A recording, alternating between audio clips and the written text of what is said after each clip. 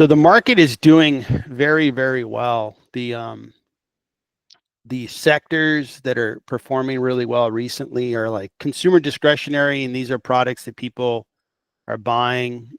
This is like apparel or big price tag items. And over the last month, it's up 9%, which is very good.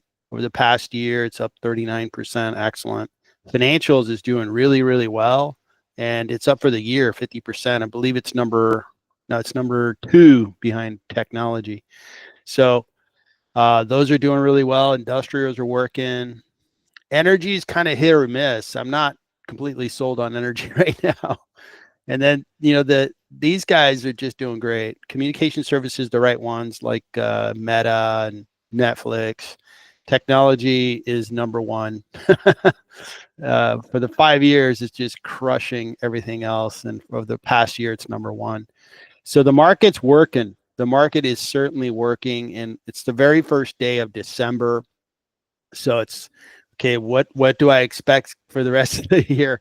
I expect the market's going to keep doing what it did in November. I think we're going to see a rise in the stock market. And I'm going to probably try to exhibit some patience. Like, I'm not going to be buying all that fast. I'm going to be probably just let my stocks rise. That's fine. And I'm going to try to harvest some cash by selling a couple positions. As mentioned yesterday, I'm going to be selling out of a little bit of my Chevron, CVS, TX, and then Baidu, and just to harvest some cash and just have it. Not necessarily because I dislike those companies. I think those companies are good. I just want to have more cash. I find myself with about 2% cash, and I would like to have 10% cash right now.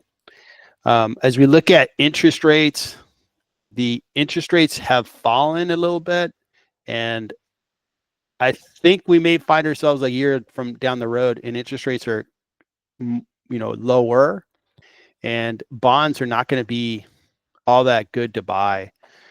If you are getting a very low yield in bonds, why tie up your capital? But we'll see what happens there.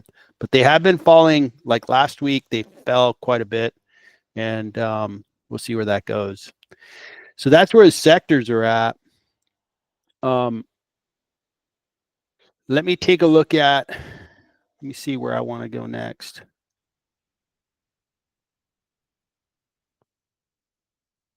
All right, so let's take a look at the stocks you guys want to look at, and then I'll come back to a couple other things that I wanted to share about what I'm doing. So I'm going to be patient, but let's take a look at WMS. So advanced drainage systems. So advanced drainage systems designs, manufactures, and markets thermoplastic corrugated pipes, related water management products in North America and internationally. So this is an infrastructure play. It's an industrial. Obviously, water is like super important, and a lot of the infrastructure is bad. Either it's made with products that are toxic or it's just breaking. So this is going to be consistently needed for as long as I can think. Now, the stock hasn't done all that great. Well, it's done okay, 13%, and then you get paid a small dividend. So it's been okay, but this volatility is really interesting. I would have expected that a company like this, it's like an industrial that's tied to infrastructure, is more consistent. It's like, we need water. So why am I seeing all this volatility? Over the past year, it's done great, 254. Look at that. How long has this company been around? So 2014 IPO. So it's not that old. It's about 10 years of being public, a little over 10 years. Okay. So it's a 10.5 billion market cap company, almost a $3 billion revenue company. PE looks okay. Now, when we look at their growth, trailing 12 months, they're growing at about 3%, but they had a little bit of a drop in fiscal year 2024, which ended March 31st.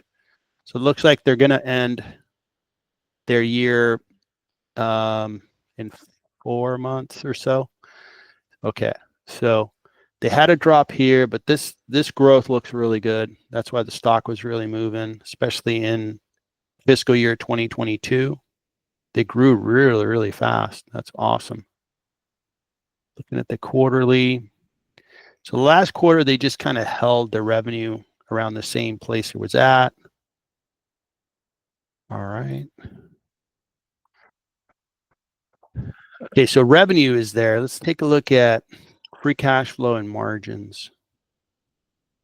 So free cash flow, it's always been there.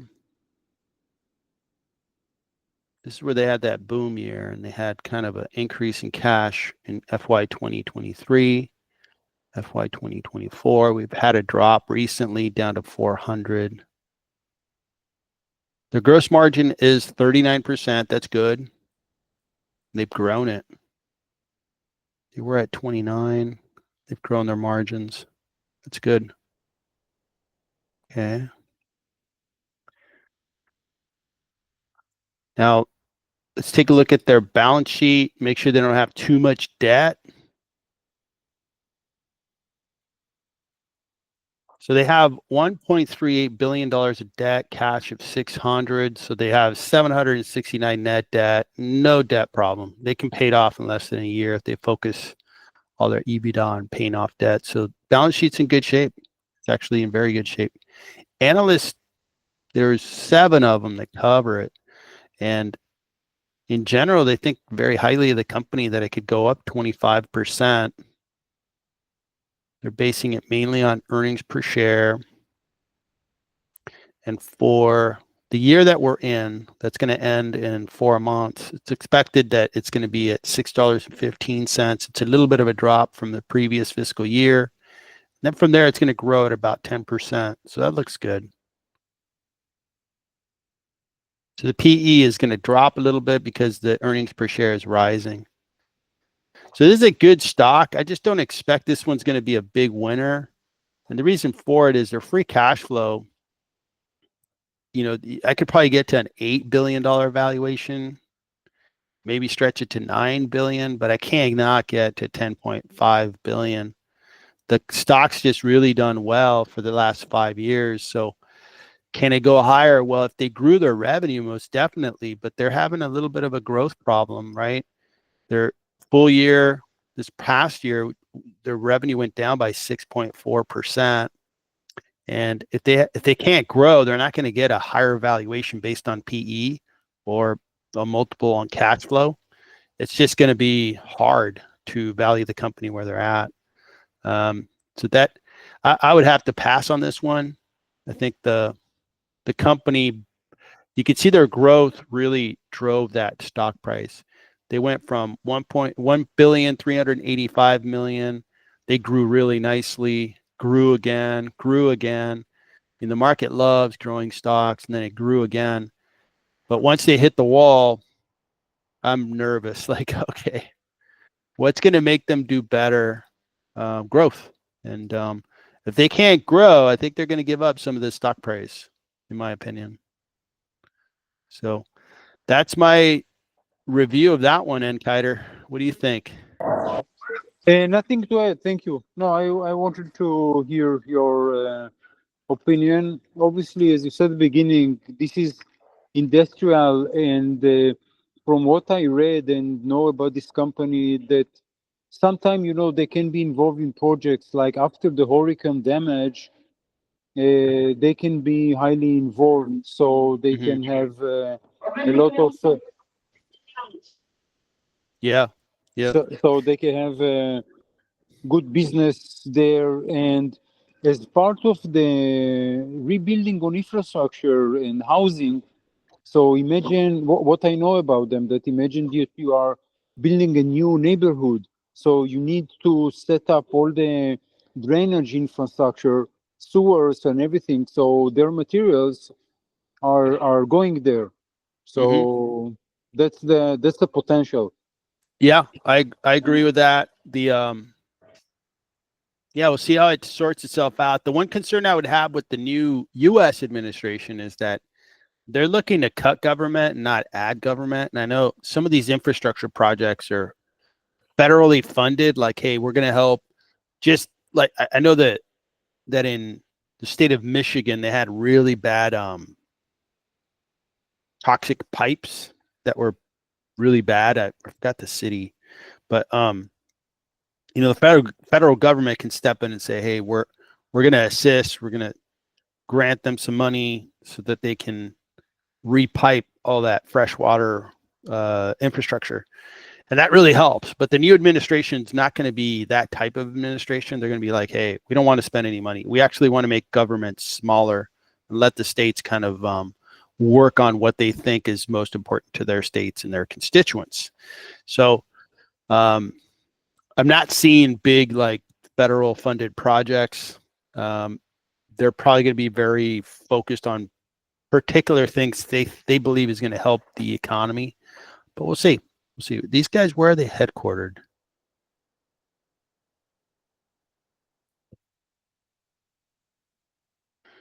EDS Pipe.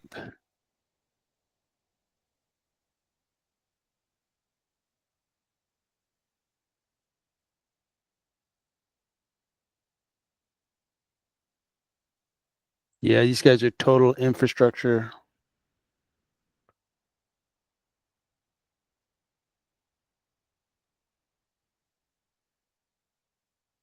So they're in Ohio. So yeah, interesting company. We'll see how they perform going forward.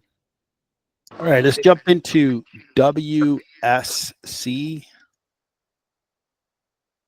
Was Will Scott Holdings, and Will Scott Holdings designs, delivers services on site and on demand space solution on demand space solutions in North America. It provides mobile offices, ground level spaces, blast resistant modules, clear span structures, and complexes, restrooms, containers, climate controlled storage containers, portable classrooms. Okay.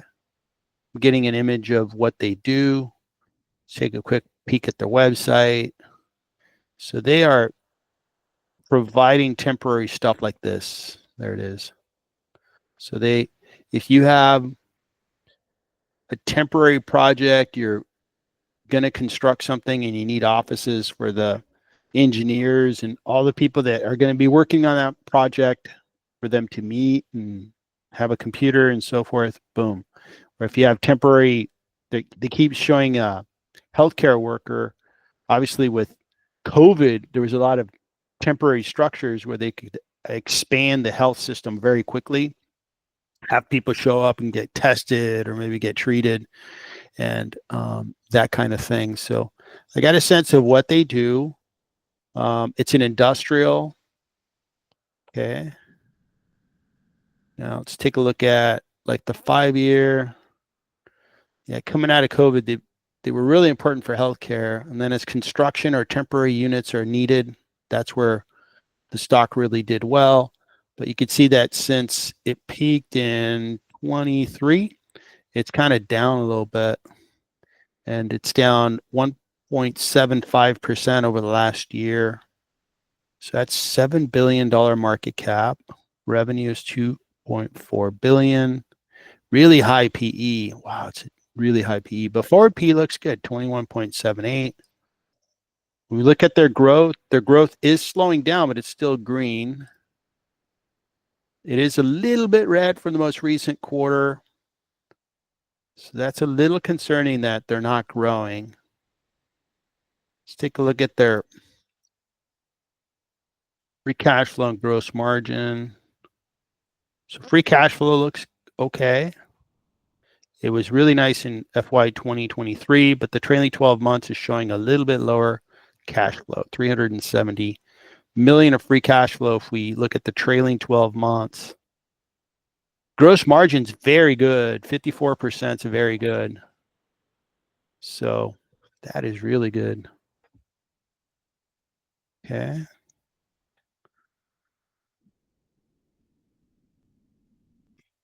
So this one, it's going to be hard to get to this valuation.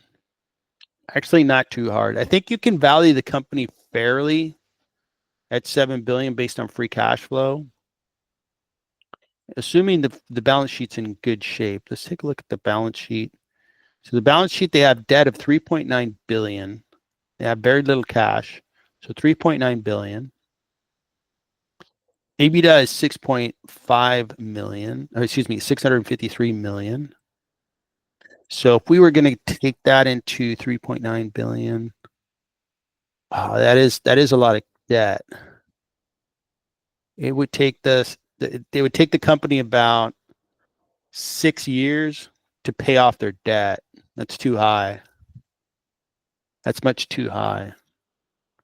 They have good margins. Why do they have so much debt? So it's 4 billion. Because if you look at the market cap, it's a $7 billion company and they have about 4 billion of debt. That's too much debt. I'm not sure why they have so much debt. I guess they're buying, those temporary offices or whatever. Those cost money, okay? And then they put them in service and then they make revenue. Okay, I get that. But it's still a really high debt level because you can't turn around and resell those things. It's not like, oh, well, our debt goes to buy something that's very marketable. Let's say a car dealership is like, yeah, I'm buying used cars, but I could sell that used car inventory very quickly. But these guys, I don't think you can sell what they own and put on their balance sheet that easily. So that debt's a red flag and kind of a showstopper for me. I think it's fairly priced on free cash flows. When you look at what analysts are saying, they say, hey, this stock can go up another 17%. They base it on earnings per share. And earnings per share is really going to fly up next year. That's interesting. So the question is, why is their earnings per share gonna really explode? I guess get back to what they've seen in the past. I guess their business is expected to do well like it did in fiscal year 2022 and 2023, because FY 2024, which ends on December 31st, it was a down year for them. Their profitability really went down. So if they really bounce back, yeah, I guess the growth in earnings per share is going to be there. Now, the stock price hasn't really suffered a whole lot. If you look at the past 5 years, it's kind of held its valuation that it had during those really good growth years, right? And the stock hasn't really come down a whole lot. So based on the balance sheet being risky, I just don't see enough value here. It's going to be a pass for me. It needs to come down maybe 30%, and then it'd be really interesting. So that's Will Scott Holdings. Interesting company. And I don't see a big theme or story that's going to help them. It's not. I know that they could probably help with the hurricane affected areas in the South where you've had a lot of communities kind of affected. I most definitely give them that one. But other than that, I'm not seeing any other like constructions and all that. Not that active right now. I think construction projects are somewhat on hold, especially in the commercial space. House building, home building is not that active. And the reason I say that is the home prices are so expensive. Builders are very careful not to build too fast because the affordability is so tough. There's limited number of buyers. So I don't expect any big, story to help Will Scott. I think they'll continue to operate. It's interesting. Their profitability is going to come back, but I think a lot of the gains are already priced into the stock. Coming out of COVID, their stock price really flew up. All right, so that is Will Scott. Let's take a look at LND.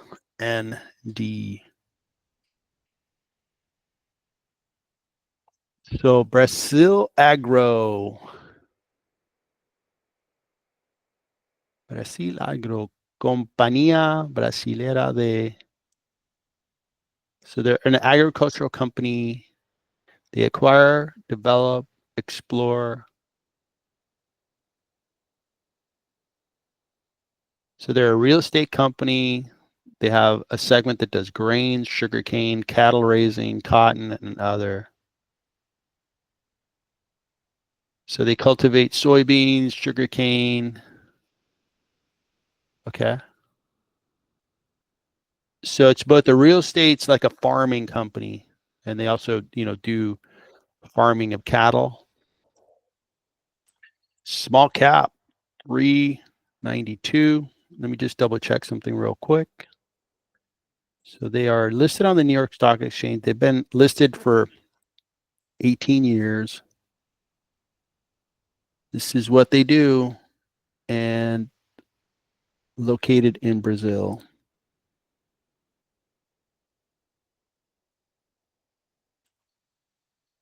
Okay, so farming company, revenues of 216 million, trailing 12 months, really low PE, 7.26, forward P of 9.43. Solid dividend, almost 7%. They're going to announce their earnings this week on the 6th. Stock price is $3.99. It's really interesting. Over the last 5 years, you'd be even. You would have collected that dividend, by the way. So you'd be that much further ahead at 7%. Maybe you earn 30%, 35% over that span of 5 years. The stock is down over the last year. Okay. Revenues are down in the full year of 2024, and their fiscal year ends June 30th. So it actually ended, 4 months, 3 months ago.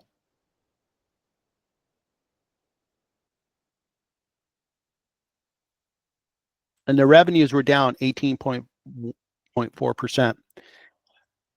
Part of it might be that food inflation, there was actually food deflation, right? Food prices in the US, judging from the US, and these guys are down in Brazil, so it may be a little different down there, but in the US, food prices did come down in 23 and 24. They were too high in 22. That's back when I remember that dozen eggs, which should cost like $2 to $3, were up to like almost $10. It was like, oh man, it's expensive to have breakfast. So that deflation reduced revenues for food companies. For these guys, it really did come down in 23 and in 24. Looking at the quarterly, wow, look at that. The most recent quarter, which ended September 30th, revenues actually went up 59%. So the revenue is 433, and the quarter it's being compared to a year prior, 272. That looks interesting. If they continue to grow at, a really nice clip, that is going to make them a valuable company. So looking at their free cash flow and gross margin. So they have free cash flow. Very good. Very good. And looking at their gross margin, that's a decent gross margin. This is farming, all right? We're not expecting them to look like Apple, where they make a device, sell it for $1,000 that costs them $100 to make. So, okay, that looks interesting. So the gross margins are decent. They generate free cash flow. I'm curious about their free cash flow. I want to see, they have operating cash flow.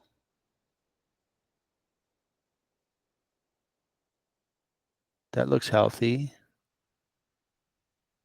And then their CapEx. CapEx is not too bad.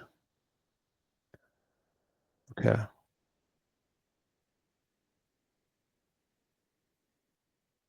All right. So on average, these guys are generating, just taking like the last let's call it last 4 years. I'm going to probably guesstimate they're generating like 225 million in free cash flow. So I would value them like 1.5 billion. Let me look at their cash flow for balance sheet. Excuse me. Let me look at their balance sheet because that could kind of turn me away from the stock like this if they have way too much debt. So their debt is 217, cash is 29, so 188,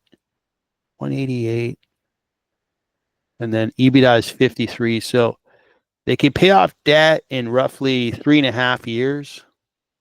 That is a little bit concerning. Like, hey, it's more than 3 years, so that could be a problem. I would call it a yellow flag. Like, hey, just be aware they've got debt. They got to pay off this debt. They do generate cash, so they should be able to do that. They have that big dividend, so they'll have to make the decision. Do we? And we are going into lower interest rates, so they'll have to make the decision of, hey, do we stop growing the dividend and pay off that debt? I would favor that. I like strong balance sheets. So based on that, so let me make sure I understand this. So you got a $392 million market cap company, and their free cash flow historically has been really good at 113, 211. Their free cash flow yield is very good. So this is an interesting company, and the market cap is tiny. Tomas, I don't know if you know this off the cuff, but how is the population? Like, is the population growing in people? Is it growing in Brazil? Is it growing in bordering kind of countries? Is the population rising? Well, as far as I understand, Brazil has is not growing like crazy, but they already have a very big population. I believe they are growing, but don't take my word on it. I'm not sure. I'm just learning about Brazil. But if, for example, Brazil is the number 11 in I'm sorry, it's the number 11 economy in the world by GDP. So it's a considerable economy, and they are a very big exporter of commodities. So it's, where I was thinking as you were sharing, because I wanted to share an observation is oftentimes, especially in the winter, when I go to the grocery store with my wife and we buy fruits and vegetables, a lot of those products are grown in South America. So I know what you're talking about, because obviously they have different seasons, right? When it's winter here, it's summer there. So it's like, it totally makes sense. Hey, if you want fresh, whatever, it's being grown in South America and then gotten to its market in the United States. So I see that here in the United States. So let's jump into like a full valuation of Brazil Agro. I'm seeing some interesting things, and it's a tiny market cap, which remember Bioceres? I was trying to investigate what was similar, in Brazil. This is not the same because it's not like a pharmaceutical for agriculture, but they have the assets for implement that kind of technology. But I don't know. I'm just looking into this. Very good. That's a good find, because if you find, and hey, Scott, thanks for joining. Appreciate it. So let's take a look at their financials, and I'm going to open up a valuation schedule, and then we'll go into it. So what is going to be similar to that? I guess Kroger.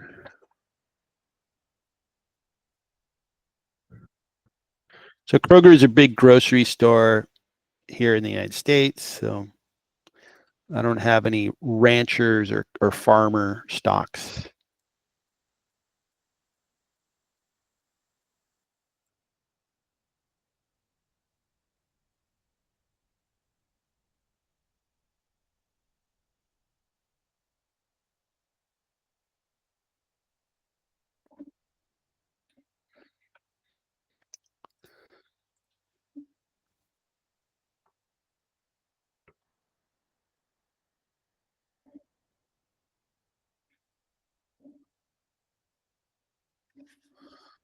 Ooh, misspelled it.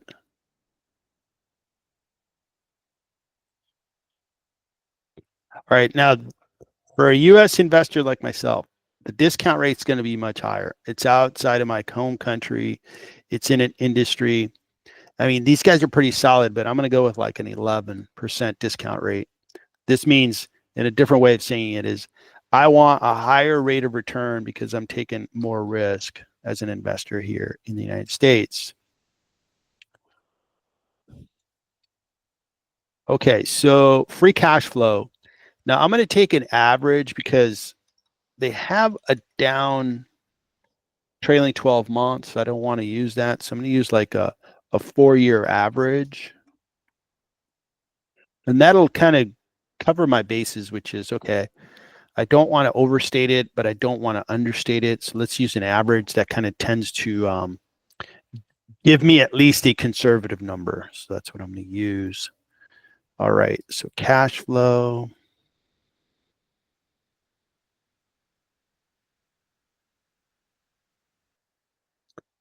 Okay. So the last 4 full years.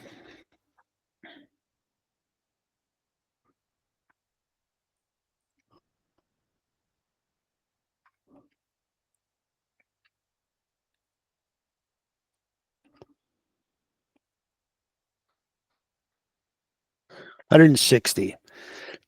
Now, I would expect it to grow because, I mean, food is food. We need it.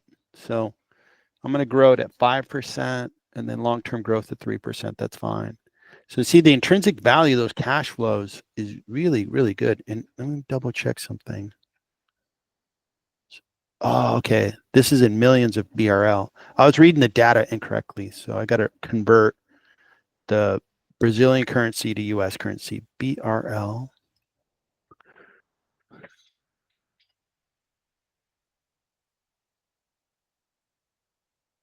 Okay, so Brazilian real is 1 Brazilian real is 17 cents of a US dollar.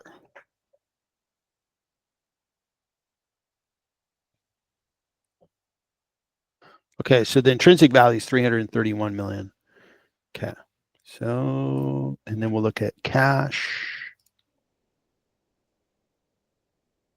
on the balance sheet. They have 157 million.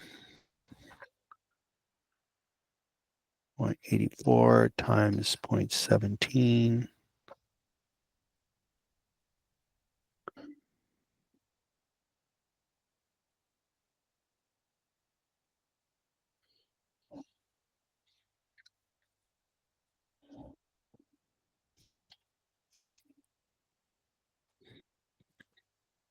And then the, oops.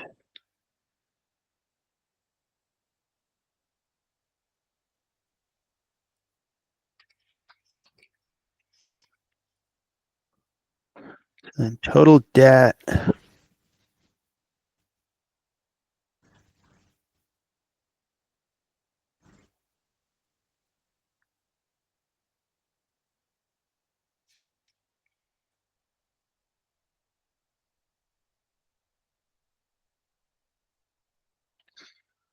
Okay, their market cap is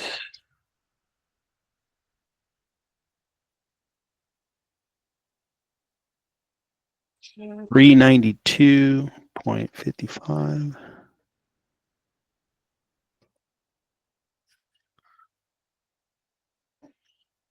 Shares outstanding.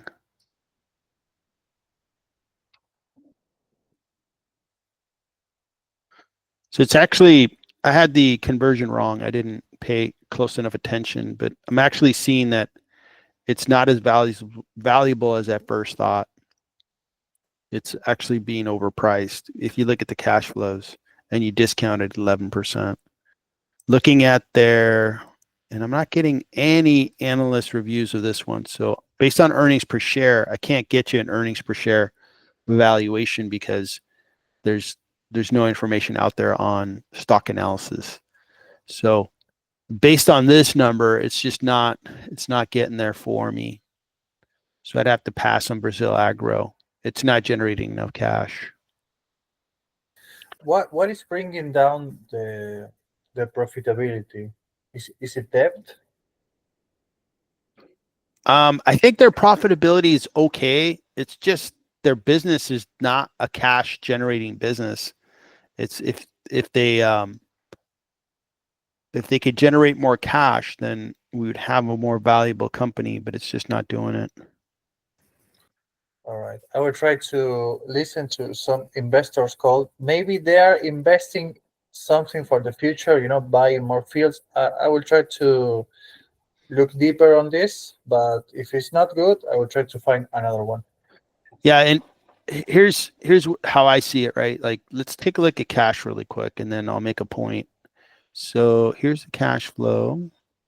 Okay.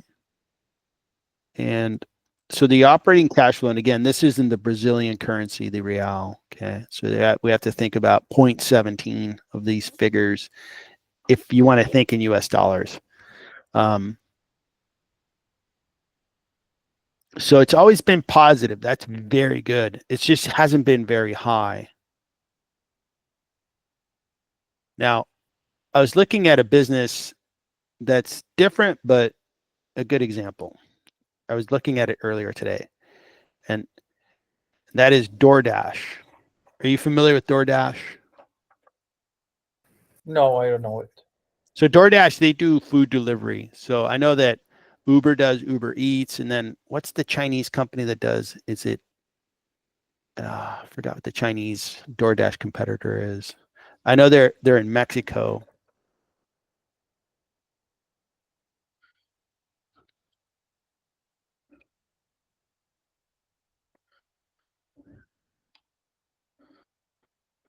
And I think it's going to look at the wrong. No, it's going to look at Chinese food. If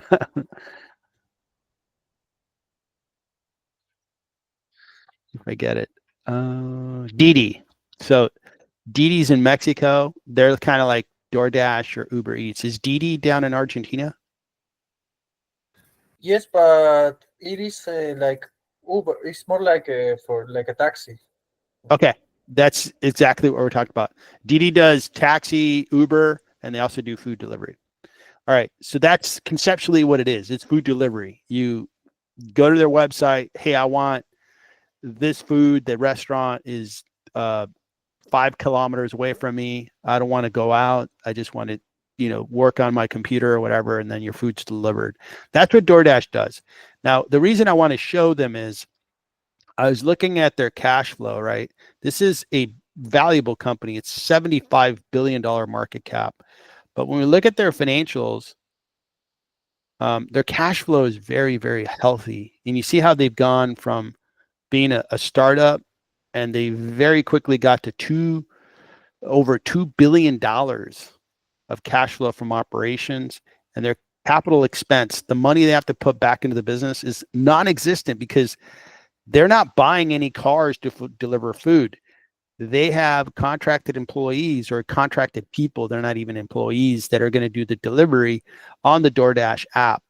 So what that ends up doing, it just generates a lot of cash. Okay. And they're growing it.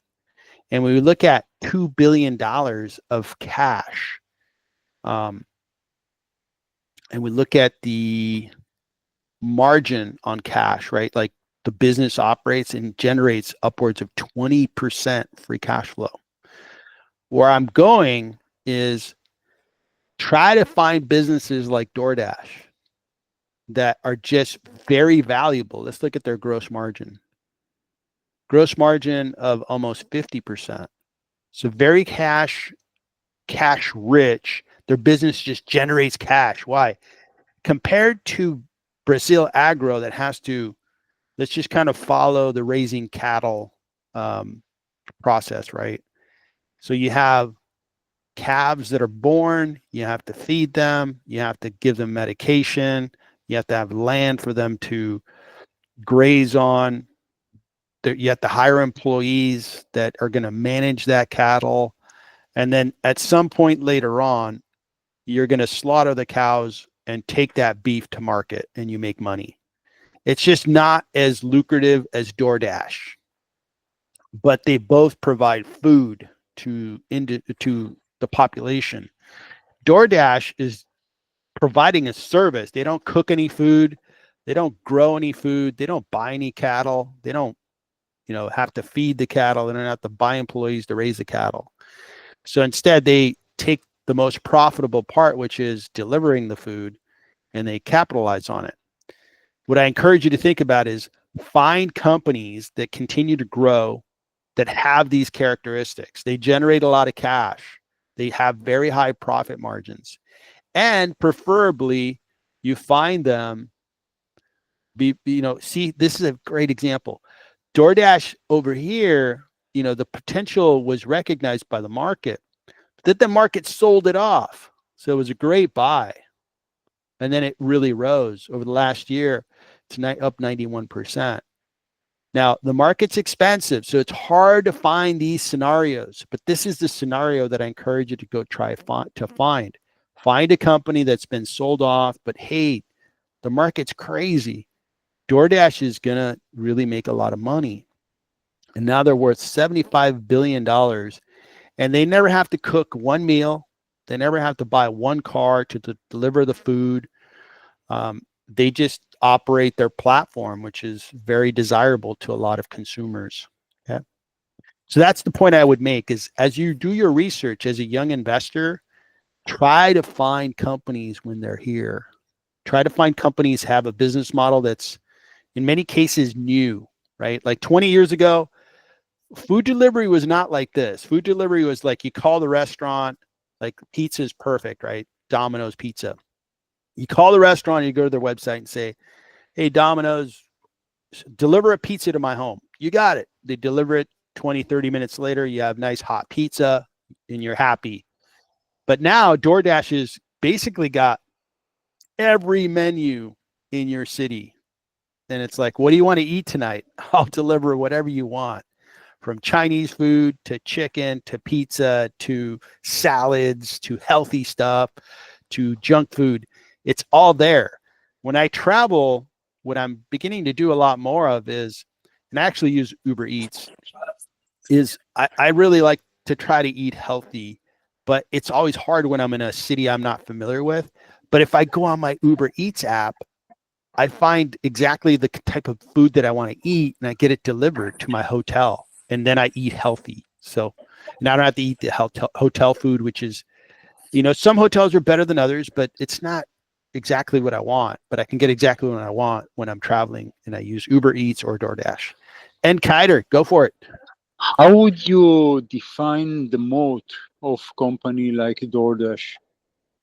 Yeah, good question. So I think that the moat that DoorDash has is that it's similar to like Facebook. They've gotten, let me see if our AI app is here.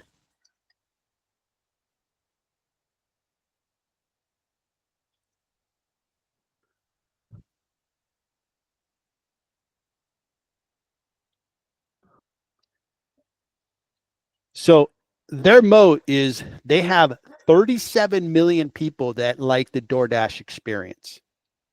So they're able to grow to other restaurants. Hey, I have 37 million active users that are buying on my app every month. Okay, they get listed and it makes DoorDash even more valuable to both the consumer, to the restaurant, and to the investor. Their moat is this network, the network of people that are actively buying into DoorDash. It would be similar to, and I know it's exaggerated, right? What makes Google search so darn valuable? It's because so many people use it. And once you get that critical mass and you get that massive network, Google becomes more powerful, more valuable. DoorDash, the more users they get, they keep growing their users. See, they increased from 32 million to 37 million, 5 million active user increase in 1 year. That's exceptional. That's very good. 5 million people are going to be ordering food. So their moat is the network. It's the number of active users they have on their platform and on their company. Okay. So is And they're- DoorDash a buy in your? I owned DoorDash. I made money on DoorDash, and let me show you my valuation. I updated the valuation this morning. So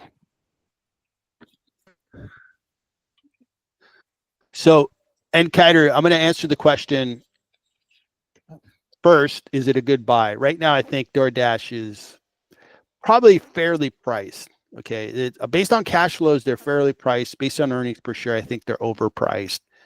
I think they're overpriced by 24%, mainly because if you look at their last year, it's up 91%. Man, that's a really nice appreciation. I owned DoorDash. I'll have to see when I sold it. I probably sold it around here. Okay. And the reason I sold it is I own Uber and I have a lot of Uber. And I'm like, okay, Uber Eats competes with DoorDash. I really think Uber is going to be humongous. They're already big, but they're going to be even bigger. And I like the fact that Uber is more diversified. DoorDash is one thing. They do food delivery. They do it really well. They're great. But Uber does ride sharing, mobility. They do Uber Eats, which competes with DoorDash. And I forgot the company they acquired. And Robotaxi. That's really exciting to me. So why I sold DoorDash is, okay, I made money on DoorDash, mission accomplished, but I don't want to have too many stocks to do the same thing. I have to make the decision, which one do I think is going to be stronger and better for the future? And I picked Uber. I think Uber has better financials and better valuation. So I continue to buy into Uber. Uber is the company that I want in this space. I own $79,000 of it, and I want to build it up to 100,000. Okay. But I was looking at DoorDash this morning, and I'm like, man, this is such a cool company. They didn't exist like 10, 20 years ago.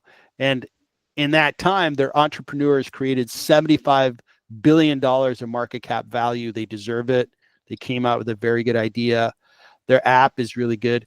My 22-year-old son, he uses Dash. He uses DoorDash. He loves it. And I use Uber Eats because I don't want 20 apps on my phone.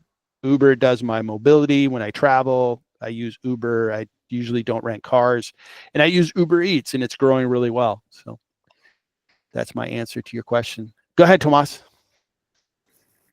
Okay, so I hear what you say, and at first I am thinking, okay, so I just have to buy, for example, Airbnb, do dollar cost average, and hold forever. But on the other hand, I ask myself, because I'm a very amateur investor yet, why will anyone ever invest in a business like Brazil Agro or any other company like that if they have lighter and faster business like DoorDash or Uber? Yeah, that's an excellent question. You're asking a very good question. Let me tell you my answer to that question. And look at the separation at Uber and DoorDash. I made a mistake, and Kiter, but hopefully over time it'll be better. I sold DoorDash around here, but DoorDash has outperformed Uber. Even though Uber has been good, by the way, I'm happy with the performance on Uber, but DoorDash has really done better, and I think their metrics are growing. So your question is this, Tomas, is why would anybody invest in Brazil Agro versus a DoorDash? Okay. Now, here's something that will play out over and over again in industries is over time, industries get more competitors, and those competitors compete against one another, and profits tend to go down. Over time, the employees of those industries, advocate for themselves, and they get better pay. Over time, governments get a hold of these industries and put regulation in place. And in the agricultural business, that's all taking place. Agriculture has been around for thousands of years, right? We've been growing food as human beings for a long time. We've been taking food to market for hundreds of years. Okay. So that has left this industry in a situation which to me makes sense. Okay. It's just there's competition just about everywhere, and therefore their profits are not going to be very good. Now let's talk about a new industry, the food delivery industry. So why would an investor want to invest in Brazil Agro?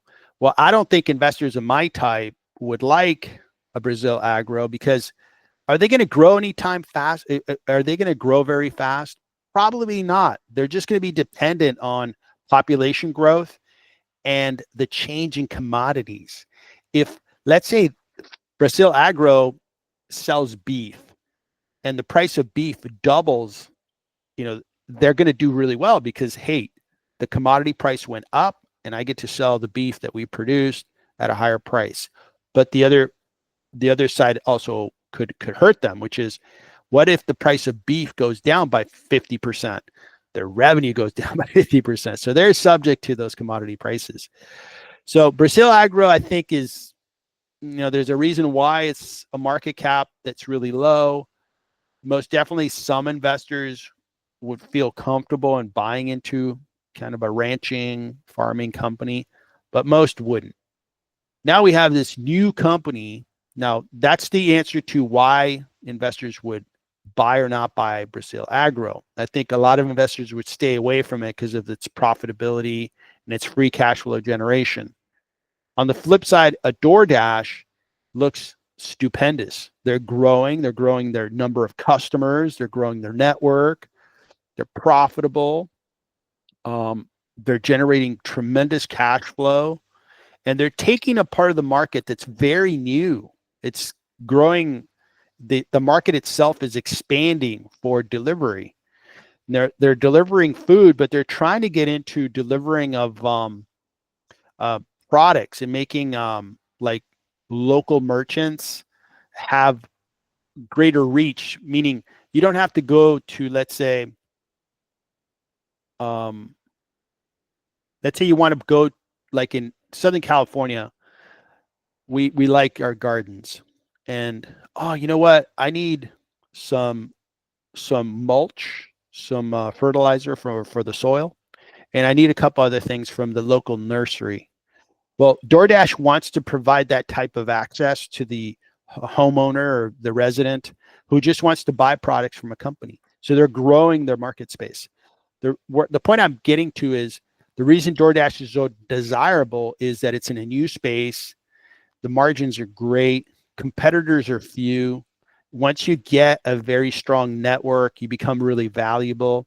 So that's why these stocks are more valuable. So as a young investor, I encourage you to look to younger, newer industries where the winners are going to take a big part of the market and they're going to grow very fast, as opposed to old industries like the agriculture industry. Very old, competitors everywhere. Everybody knows the industry. New industry, fewer competitors, higher margins, greater growth rates. The whole universe of their total addressable market could be expanding much faster. So that's my answer to your question. Okay, Victor. Well, I am learning a lot. I'm kind of new to investments, so I always appreciate your opinion. Thank you very much. You're welcome. That was a very good question. Keep asking, because you're chipping on things that these themes, like this, an understanding of how the economy works, will help you be a better investor. Why did I buy into DoorDash? Is because I thought everything I just shared with you, I was excited about what they were doing. They were growing their users. They were doing all those things. Now, it's a mistake, but whatever. I made money. I sold DoorDash a little too early because I consolidated my investing into Uber. I'm happy with Uber. I'm gonna ride Uber. I'm going to keep that investment. I think Uber, I would not be surprised if Uber, we wake up in the next 10 years and it's worth $1 trillion. I think Uber is going to be that good. And that's where my capital is going to be invested. And I have more fun investing in DoorDash, Uber, Facebook, Meta. I have more fun in that space or Airbnb than, let's say, looking at Ford. Like Ford makes so much money, but the market doesn't like Ford. Oh, I went to the wrong one. If you look at their stock, maybe it's doing better, but look at their stock, it's just getting crushed. This is an old industry, right? Automotive, 100 years old. A lot of competitors out of Japan, competitors out of Europe, domestic competitors out of General Motors, Dodge, competitors coming out of China, new competitors like Tesla. It's just a very, very hard market. These guys are massive, huge company, 182 billion. They've been growing, but the market's still like, you know what? You're going to be less valuable than DoorDash. Even though, look at their revenue, 182 billion in revenue. DoorDash. It's insane. DoorDash, 10 billion. So these guys are 18 times, 18 veces, 18 times bigger in revenue. And they're, just use your rough numbers, worth about half of what DoorDash is worth. So that's the difference. So my encouragement is find businesses like DoorDash. Try to find them early, and then you get to ride the valuation curve up. Ford, this is like, look at this stock, sideways, 22%. Nice dividend. This is okay for an investor that's 56 like me, potentially. But what I want for you is I want you to do, and that's a bad chart, I want you to do this. I want you to go from here to here on stocks. Or better yet, kind of like go with, I'll go with Meta.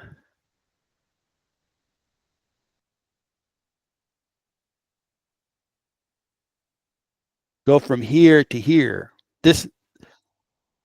Finding these stocks are going to help you grow your wealth, are going to help you become wealthy, economically empowered.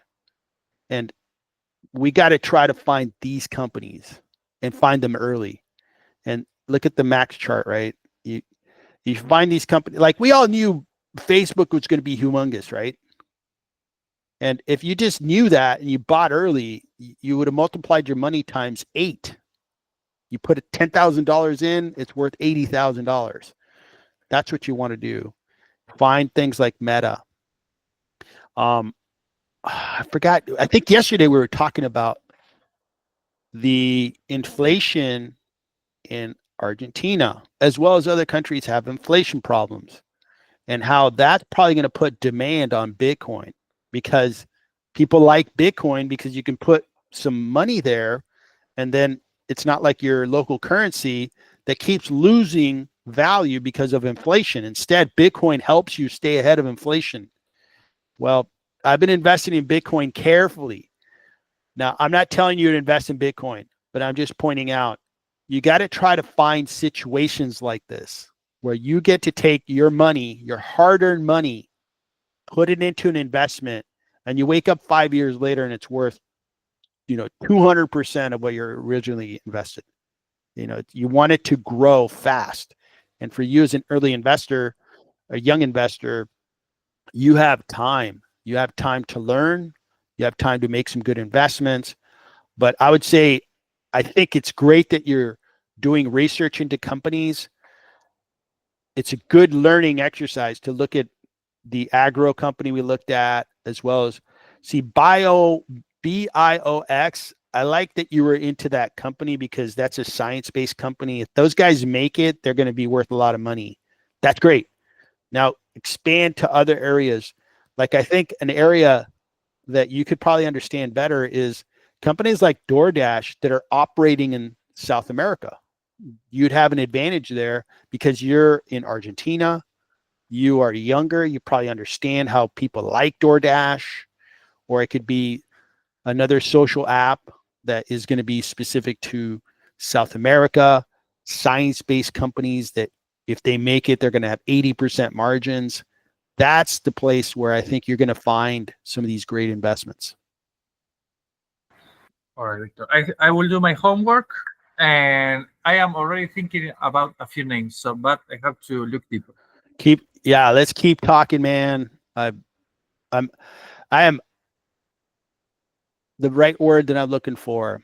I believe that if you continue to put the level of interest, the time, the energy, and you keep learning, in 20 years, you're going to have more money than you're going to need, and you're going to be empowered to even be a better investor. And you're already on the right track. You're asking really good questions. So just keep asking questions, keep learning, and you'll be a great investor. So, all right, guys, this was an awesome session. Really appreciate you guys joining. Anything else you guys want to ask before we conclude today? No, not for me. And Kiter, have a very pleasant time. I had a question for you, Kiter. What's a great time to visit Israel? What's like the ideal time of the year?